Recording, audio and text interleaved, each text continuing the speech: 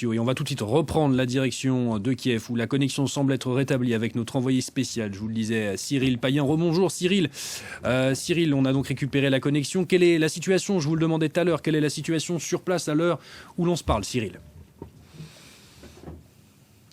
Eh bien, on est toujours effectivement dans cette même rue qui est une des allées centrales du quartier historique de la capitale ukrainienne. C'est absolument saisissant pour les gens qui ont pu venir ici. Eh bien, il y a peut-être 10 jours, c'était un samedi soir notamment, un quartier, une rue normalement noire de monde, de gens qui convergeaient vers des restaurants, des familles. Là, c'est totalement vide. Nous avons traversé Kiev depuis 2 heures. La ville est entièrement vide. Il n'y a que, je ne sais pas si vous pouvez voir derrière moi, Georges Yazbek va certainement vous montrer, il y a des barrages avec des milices d'autodéfense. Qui sont ces miliciens d'autodéfense? Eh bien, ce sont des riverains, des habitants des quartiers qui ont décidé de se mobiliser pour la défense de Kiev. Et ce genre de spectacle, eh bien, c'est à chaque coin de rue, dans tout le cœur de la capitale. On ne croise plus personne. Tous les immeubles que vous pouvez voir tout autour de moi sont pratiquement vides. Eh bien, cette ville est devenue totalement exsangue d'une partie de sa population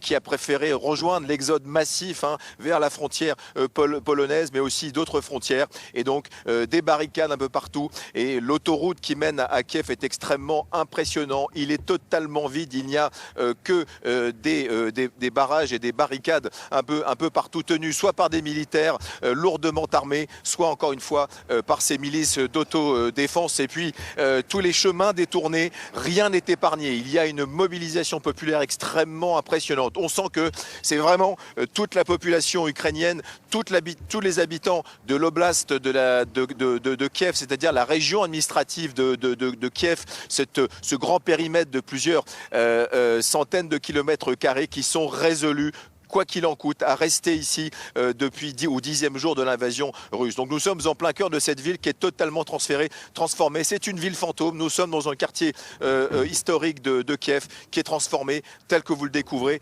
en ville et en quartier entier fantôme qui n'est tenu que par des miliciens en armes résolus à défendre leur ville. Merci beaucoup Cyril Payen, envoyé spécial de France 24.